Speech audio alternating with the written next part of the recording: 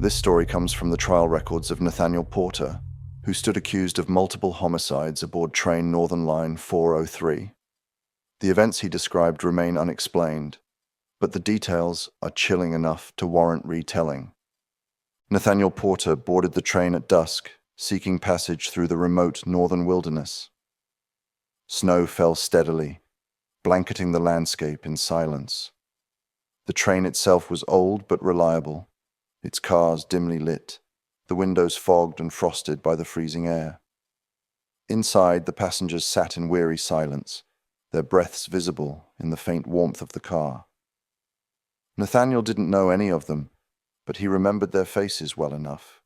A tired mother with her young daughter, two businessmen speaking in hushed tones, an elderly couple clutching hands, and a burly man with a thick mustache. The conductor, a wiry man named Wilson, moved between the cars, checking tickets with practiced efficiency.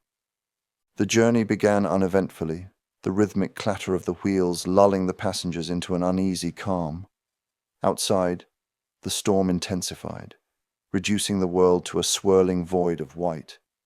Then, Nathaniel noticed Wilson pacing between the cars, his movements unusually hurried. "Is something wrong?" Nathaniel asked. Wilson hesitated before leaning closer. "I think one of the passengers is missing." The first disappearance was baffling. Nathaniel hadn't noticed the young man Wilson described among the other passengers earlier. Wilson and Nathaniel pulled the two businessmen and the burly man with the thick mustache aside and explained the situation to them in hushed tones. The group of men searched the train together, moving methodically from car to car with growing apprehension. When they reached the last car, they stepped onto the rear platform to peer into the snowstorm. The young man was nowhere to be found. Huddled together in the rear car, the men began speculating nervously. The businessman suggested he might have fallen or jumped from the train, but the burly man dismissed the idea. Surely someone would have noticed. Wilson tried to calm them, but his unease was palpable. When they returned to the main car, they discovered the mother and her daughter were missing. The elderly man sat consoling his wife, who seemed deeply troubled.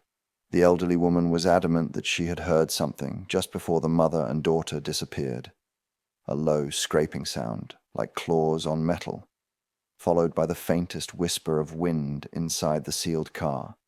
Panic spread rapidly, the businessmen accusing the elderly man of foul play while the couple clung to each other, their eyes wide with terror. Wilson, not knowing what else to do, decided to escort the elderly couple to the next car, nearer the front of the train, hoping the separation might calm the others.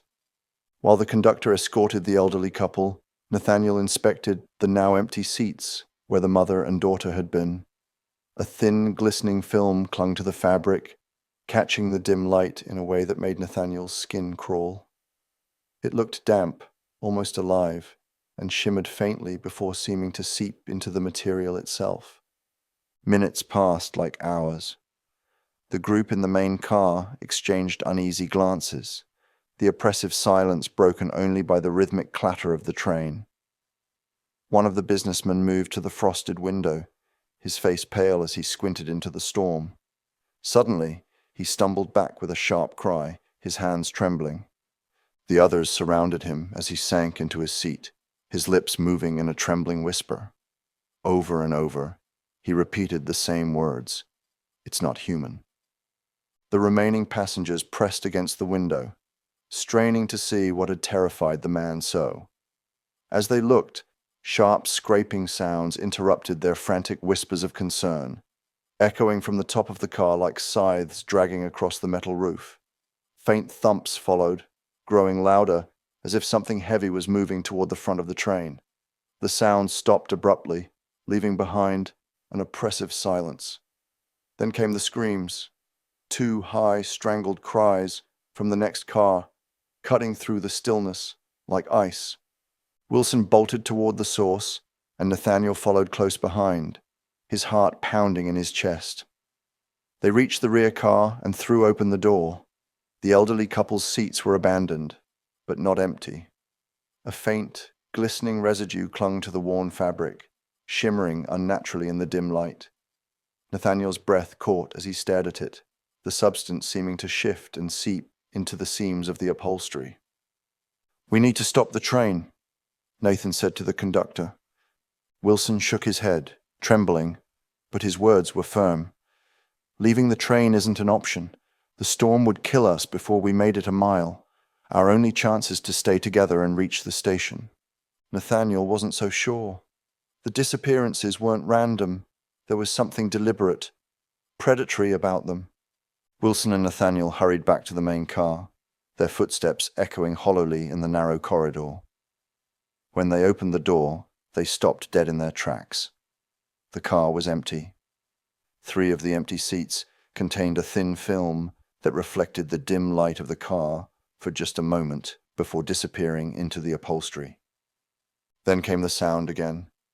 It started as a faint scraping, like nails on glass, and grew louder, more insistent.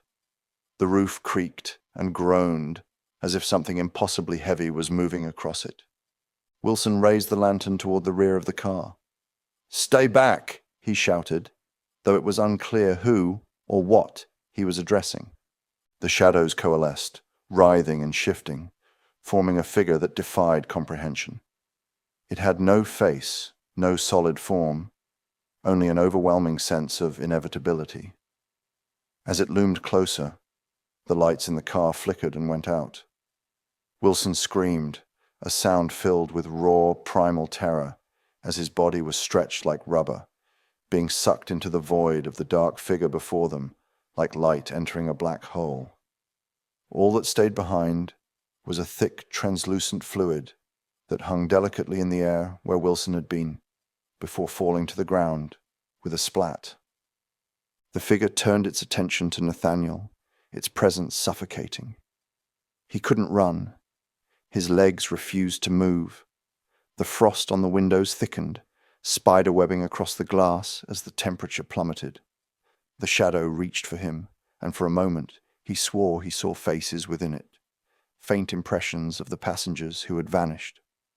And then, as suddenly as it began, it was over. The figure dissolved into the shadows, leaving Nathaniel gasping for breath in the frigid air.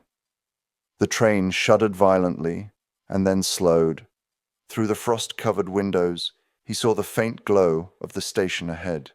Nathaniel stumbled onto the platform and ran to the nearest authority he could find, desperate for help. The constables were called to search the train, but they found no one else aboard. The manifest listed every missing passenger by name, but Nathaniel's name wasn't among them. Nathaniel was detained as a suspect for murder. After weeks of investigation, Nathaniel was released. The names on the manifest matched those of passengers aboard a train that had vanished in a snowstorm 5 years earlier.